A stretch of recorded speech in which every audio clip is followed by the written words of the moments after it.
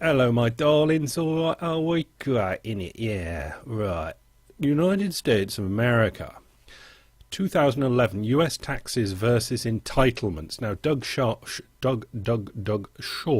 has put these bits of information together, and I find them very well laid out, so I bring them to you. In the first box on the left there, our three major tax sources. This is the United States: individual income tax, social insurance tax, corporate income tax. Corporate income tax, we note, isn't very much. Comes to just over $2 trillion. $2 trillion income for Washington. Outcome, the outcome is entitlement expenses, the three biggies: Social Security, Medicare and Medicaid, and other entitlements, with a little asterisk giving us unemployment insurance, welfare grants, supplemental nutrition, SNAP, veterans benefits, etc., giving us a little over 2 trillion. 2 trillion and a bit more than the income. Right. We note that the budget deficit for 2011 was about 1.4 trillion. Now, I'm really not sure whether Afghanistan and Iraq are in there. The accounting on that I've never quite understood, but we know that the official deficit was around 1.4 trillion. Now, those outgoings, Social Security, Medicare, Medicaid and other entitlements, are there in blue, and to make up the deficit, it's all obviously all in the same pie, but to get to the idea where that 1.4 is on top, defence, non-defence discretionary and net interest, which is 6%, not very much. So that's the problem with the cuts in the United States have been. Generally, defence is only a little bit of cutting. Non-defence discretionary is where it most all has to come from, which is that little 18%. Well, 18% is quite a lot, but you can't get, obviously, anywhere near the 1.4 trillion out of that 18%. And so it's got to be shared among all the others, or not, depending which way you look at these things. But it's a very terrific problem for people that want to get elected, where to cut out of that pie. Or should that pie be made balanced on the other side by increasing the income, individual income tax, social security insurance, or corporate income tax? We might drift past corporate income tax because it sounds logical. We'll just put the corporate income tax up because that won't affect us, will it? But of course it will, won't it? Yeah. Okay, the third chart from Doug Short. US expenditures for major entitlements since 1971. CBO baseline projections after the dotted line out to the right. Now, starting at the bottom again, blue is Social Security. Then we've got the Medicare, Medicaid in red and red spotty, and income security, unemployment and SNAP, etc. in green, and federal, military and retirement in blue on top. But you can see the general shape of it. And the dotted line is now, and the projections out to the right are CBO projections, obviously going whoa up, and the exponential boys go whoa and lose control. But I've put these blue lines in, which I hope will be helpful. Between 1970, when the chart starts, and 1980, there was an increase. I can't see what it was because the numbers are so small here. But between 1980 and 1990, we can see that the increase has gone from 250 billion to 500 billion, up to 1990 at 500 billion. At 2000, another decade, and it's doubled again to 1 trillion, a doubling. Up between 2000 and 2010, we get 1 trillion up to 2 trillion, another doubling. So I think we can exactly say between 1970 and 80 it was a doubling, between 80 and 90 it was a doubling, between 90 and 2000 was a doubling, between 2000 and 2010 was a doubling, and I've put the next doubling in at 2020, where I think the CBI should be leaning those bars up to top left up a bit higher, because the way things have been going for the last 40 years, they double every decade, and why should this decade be any different? Answers in comments, please. Right, moving on. Staying in the United States of America, Pew Research Center gives us share of households in poverty by age of householder. In 1967, the poverty people were the older people, 35% of them, which has dropped all the way down to 10%. Younger people were not in poverty in a household, but that has moved from 10% roughly to 20%. But the thing to note about this is, over the last especially 5 years, a lot of the younger people aren't going out and trying to make it on their own the best they can in their new establishment. They are staying at home with mom and pop, making that mom and pop household income much greater. And this has skewed an awful lot of household data. So whenever thinking about household data, take that into account, that the households are now not breaking out on their own in young poverty and then stepping upwards.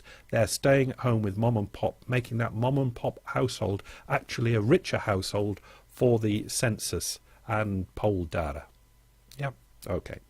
Moving on. A CNBC article which leads with Rich Arzega owns a luxury home in San Ramon, California, but he's not betting on it as an investment. Oh no. The founder and CEO of Cornerstone Wealth Management, who bought the 5,000 square foot property in 2005 for $1.8 million, has spent $500,000 improving it, considers the abode a wonderful place for his family. But ask him to rate his home, or any home for that matter, as a financial investment, and Arzaga balks. It's the American dream to own a home, but whoever said that didn't do the analysis on it, says Arzaga, knowing he's taking a contrarian stance to conventional wisdom, examining 250 properties around the US and going through close to 40 client files to project the financial impact of owning real estate versus liquidating it.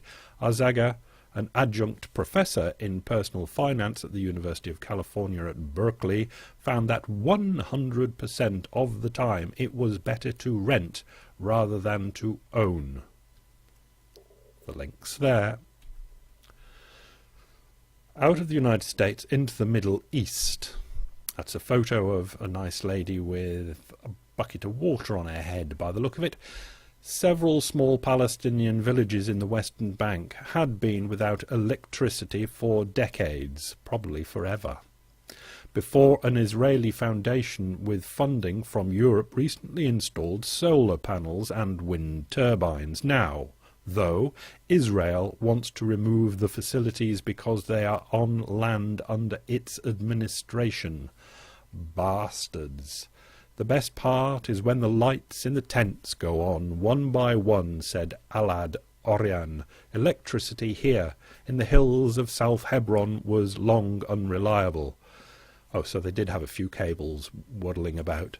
Either it was not available or it was too expensive, produced for just a few hours each day, by a noisy diesel-guzzling generator that changed when Elad Orian and Noam Dotan, two Israeli physicians who had tired of conflict, came along 3 years ago and installed solar panels and erected wind turbines. Since then, such facilities have been installed in 16 communities, providing 1,500 Palestinians with electricity, until the Israelis come along and say, "We'll pull that plug, thank you very much. You haven't got planning permission from us.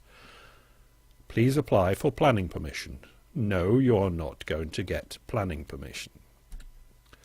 This is a well-written thing taken out of the New York Times. It's about Portugal, and what struck me is, when you're looking at these European problem countries, it seems that each country has its own little type of problem. And what struck me about the Portuguese problem was how one part of that problem was very much like Japan. In Portugal, the government has adopted steep austerity measures as a condition for its aid package. However, the country's economy will now shrink because European policymakers fail to understand the dynamics of debt deflation.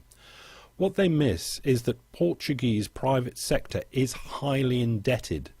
When the economy contracts, indebted individuals and companies in an indebted private sector have an overwhelming incentive to save to reduce debt burdens and prevent default and bankruptcy. I'll just go through it quickly because we've been through all of this before, but it's nicely written. This means that the private sector will always attempt to increase its net savings position irrespective of the government balance. It will try. It will attempt to. When government then attempts to move to a net savings position as well by cutting spending and increasing taxes, it is met with cuts in the private sector which still want to net save and pay down debt. Irresistible force meets immovable object. The result, then, of government cuts or tax increases when the private sector is indebted and the economy is stalled in is called debt deflation. As more and more parties cut back, threatened by insolvency due to the decreased economic output, spiralling downwards. Positive feedback loop making for a negative spiral downwards. And these blanket policies that are being applied across Europe cannot be right for all occasions, and is looking like they're pretty much wrong for most occasions. Countries, times and places. Staying in Europe, new passenger car registration by market in the European Union. These are new passenger car registrations, new cars sold in the European community. Start at the top with Bulgaria. Bulgaria are up 12%. This is 2011 to 2012, January to January. Czech Republic up 10.6, Estonia up 15, Hungary up 44, Latvia up 45, Lithuania up 19, Poland up 22, and Romania up 86.4. Yo! So the Eastern European countries there buying lots of Western cars, probably an awful lot of Volkswagens being bought there. This is the same chart, but I've just changed the players. Austria plus 5. Very good. Well done, Austria. Belgium minus 16. Finland plus 3. France minus 20. Germany flat, 0.4. They're flat in everything. Germany seems flat in everything it does. It's always flat. Italy minus 17. Netherlands minus 6. Spain plus 2.5 and Sweden minus 3. And note that the Spain plus 2.5, which you think, whoa, isn't Spain falling back?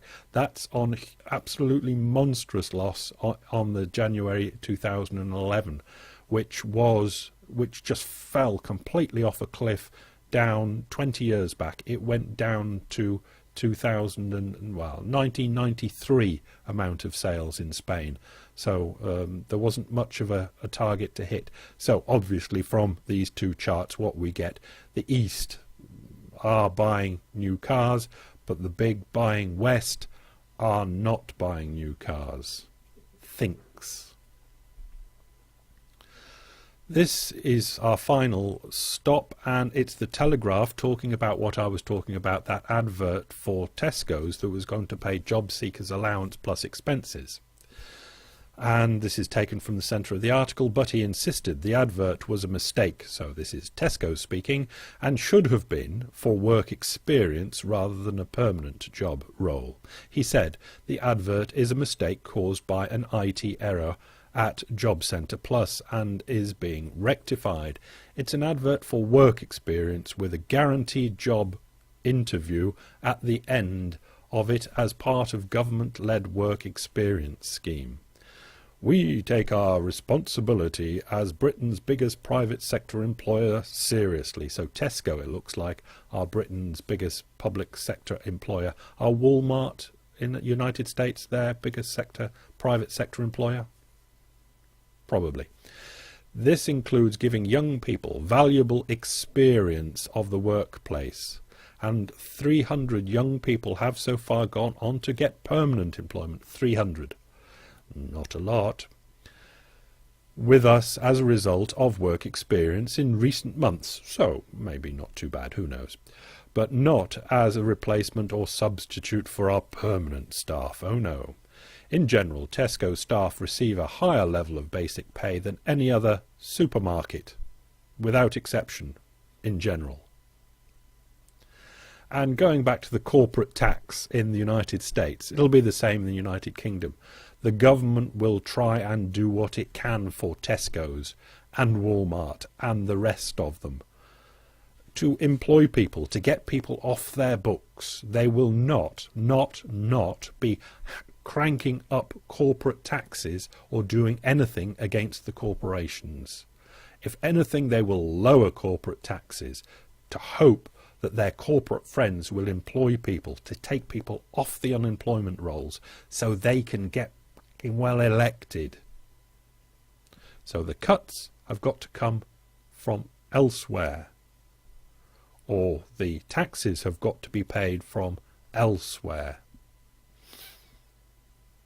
Your pocket, probably. Bye.